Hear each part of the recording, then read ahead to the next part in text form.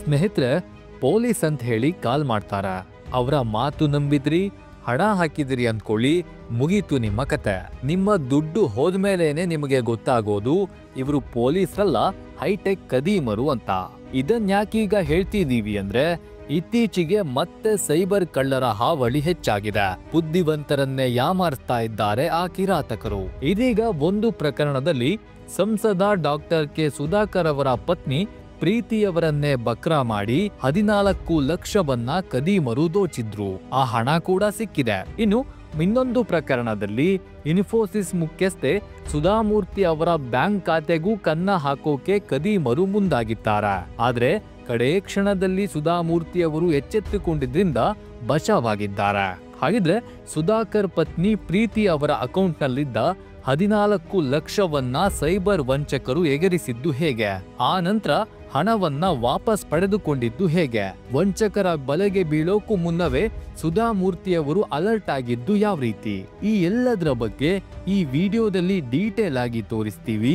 ವಿಡಿಯೋವನ್ನ ಎಲ್ಲೂ ಕೂಡ ಸ್ಕಿಪ್ ಮಾಡದೆ ಕಡೆತನಕ ನೋಡಿ. ಹಾಗೇನೆ ನೀವಿನ್ನೂ ನಮ್ಮ ಮೈಂಡ್ ಲೆಡ್ಜರ್ ಇನ್ಫೋ ಯೂಟ್ಯೂಬ್ ಚಾನಲ್ಗೆ ಸಬ್ಸ್ಕ್ರೈಬ್ ಆಗಿಲ್ಲ ಅಂದ್ರೆ ಈ ಕೂಡಲೇ ಸಬ್ಸ್ಕ್ರೈಬ್ ಆಗುವುದನ್ನ ಯಾವುದೇ ಕಾರಣಕ್ಕೂ ಮರಿಬೇಡಿ. ಸ್ನೇಹಿತರೆ, ಜಾಗೃತಿಯ ಹೊರತಾಗಿಯೂ ಡಿಜಿಟಲ್ ಅರೆಸ್ಟ್ ಪ್ರಕರಣಗಳು ದಿನದಿಂದ ದಿನಕ್ಕೆ ಹೆಚ್ಚಾಗ್ತಲೇ ಇವೆ. ಆನ್ಲೈನ್ ಕದೀಮರು ಸಿರಿವಂತರನ್ನೇ ಟಾರ್ಗೆಟ್ ಮಾಡ್ತಾ ಇದ್ದಾರೆ. ಇದಕ್ಕೆ ರಾಜಕಾರಣಿಗಳು, ಅವರ ಕುಟುಂಬಸ್ಥರು ಹೊರತಲ್ಲ. ಆಗಸ್ಟ್ 26ರಂದು ಎಂಪಿಕೆ ಸುಧಾಕರ್ ಅವರ ಪತ್ನಿಗೆ ಡಿಜಿಟಲ್ ಅರೆಸ್ಟ್ ಆಗಿತ್ತು. ಬೆಂಗಳೂರಿನ ಬಸವೇಶ್ವರ ನಗರದ HDFC ಬ್ಯಾಂಕ್ನಲ್ಲಿನ ಪ್ರೀತಿ ಅವರ ಬ್ಯಾಂಕ್ ಖಾತೆಯಿಂದ ಹಣ ವರ್ಗಾವಣೆ ಆಗಿತ್ತು.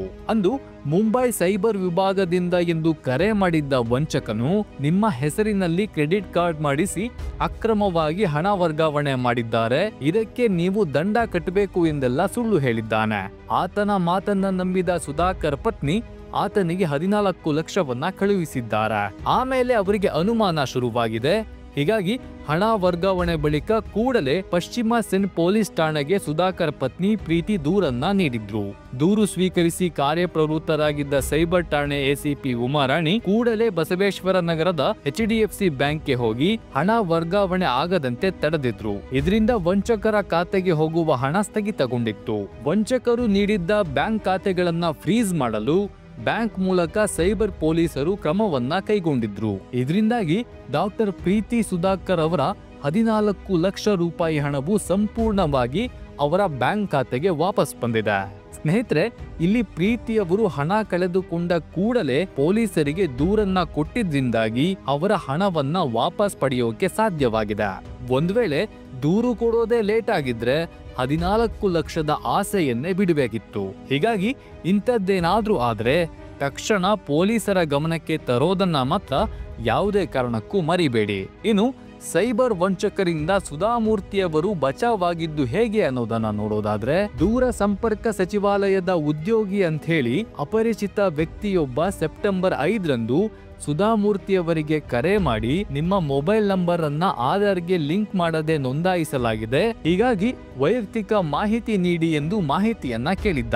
ಅಲ್ಲದೆ ನಿಮ್ಮ ನಂಬರ್ನಿಂದ ಅಶ್ಲೀಲ ವಿಡಿಯೋಗಳನ್ನ ಕಳುಹಿಸಲಾಗ್ತಾ ಇದೆ, ಅದನ್ನ ನಾನು ನಿಲ್ಲಿಸಿದ್ದೇನೆ ಎಂದೆಲ್ಲ ಹೇಳಿದ್ದ. ಈ ವೇಳೆ ಅನುಮಾನಗೊಂಡ ಸುಧಾಮೂರ್ತಿಯವರು ಕರೆ ಬಂದಿದ್ದ ನಂಬರ್ ಅನ್ನ ಟ್ರೂ ಕಾಲರ್ ಮೂಲಕ ಪರಿಶೀಲಿಸಿದ್ದಾರೆ. ಟ್ರೂ ಕಾಲರ್ ನಲ್ಲಿ ಟೆಲಿಕಾಂ ಡಿಪಾರ್ಟ್ಮೆಂಟ್ ಎಂದು ಬಂದಿತ್ತು. ಇದರಿಂದ ಎಚ್ಚೆತ್ತುಕೊಂಡ ಅವರು ಸೈಬರ್ ವಂಚಕನ ಟ್ರ್ಯಾಪ್ಗೆ ಒಳಗಾಗದೆ ಬೆಂಗಳೂರು ಸೈಬರ್ ಕ್ರೈಮ್ ಪೊಲೀಸರಿಗೆ ಮಾಹಿತಿ ನೀಡಿದ್ದು ವಂಚಕನ ವಿರುದ್ಧ ಠಾಣೆಯಲ್ಲಿ ದೂರನ್ನ ಕೊಟ್ಟಿದ್ದಾರೆ. ಸ್ನೇಹಿತರೆ, ದೂರ ಸಂಪರ್ಕ ಇಲಾಖೆ ಅಧಿಕಾರಿಗಳು, ED, CBI ಸೇರಿದಂತೆ ವಿವಿಧ ಇಲಾಖೆಯ ಹೆಸರನ್ನ ಹೇಳ್ಕೊಂಡು ಸೈಬರ್ ವಂಚಕರು ಜನರ ಹಣವನ್ನ ದೋಚ್ತಾ ಇದ್ದಾರೆ. ಈ ಸೈಬರ್ ಪ್ರಕರಣಗಳು ದಿನೇ ದಿನೇ ಹೆಚ್ಚಾಗ್ತಲೇ ಇವೆ. ದೊಡ್ಡ ಅಧಿಕಾರಿಗಳನ್ನು ಸಹ ಈ ಕೀಚಕರು ಬಿಡ್ತಿಲ್ಲ. ಹೀಗಾಗಿ ಈ ರೀತಿಯ ಯಾವುದೇ ದೂರವಾಣಿ ಕರೆ ಬಂದ್ರೆ ಎಚ್ಚರಿಕೆಯಿಂದ ಇರಿ. ಅವರು ಯಾವುದೇ ನಿಮ್ಮ ವೈಯಕ್ತಿಕ ವಿವರವನ್ನ ಕೇಳಿದ್ರೆ ಕೊಡಬೇಡಿ. ಹಾಗೇನೆ ವಂಚಕರು ಹೇಳಿದ ಯಾವುದೇ ಲಿಂಕ್ಗಳನ್ನ ಕೂಡ ಕ್ಲಿಕ್ ಮಾಡೋದಕ್ಕೆ ಹೋಗಬೇಡಿ. ಸ್ನೇಹಿತರೆ, ಈ ಸೈಬರ್ ವಂಚನೆಗಳ ಬಗ್ಗೆ ನಿಮ್ಮ ಅಭಿಪ್ರಾಯ, ಅನಿಸಿಕೆ ಏನು ಅನ್ನೋದನ್ನ ಕಮೆಂಟ್ ಮಾಡಿ ತಿಳಿಸಿ. ಈ ವಿಡಿಯೋ ಇಷ್ಟವಾಗಿದ್ರೆ ಲೈಕ್ ಮಾಡಿ, ಶೇರ್ ಮಾಡಿ. ಇಂತಹ ಇನ್ನಷ್ಟು ಇಂಟ್ರೆಸ್ಟಿಂಗ್ ಕಂಟೆಂಟ್ಗಳಿಗಾಗಿ ನಮ್ಮ ಮೈಂಡ್ ಲೆಡ್ಜರ್ ಇನ್ಫೋ ಯೂಟ್ಯೂಬ್ ಚಾನಲ್ಗೆ ಸಬ್ಸ್ಕ್ರೈಬ್ ಆಗೋದನ್ನ ಯಾವುದೇ ಕಾರಣಕ್ಕೂ ಮರಿಬೇಡಿ. ನಮಸ್ಕಾರ.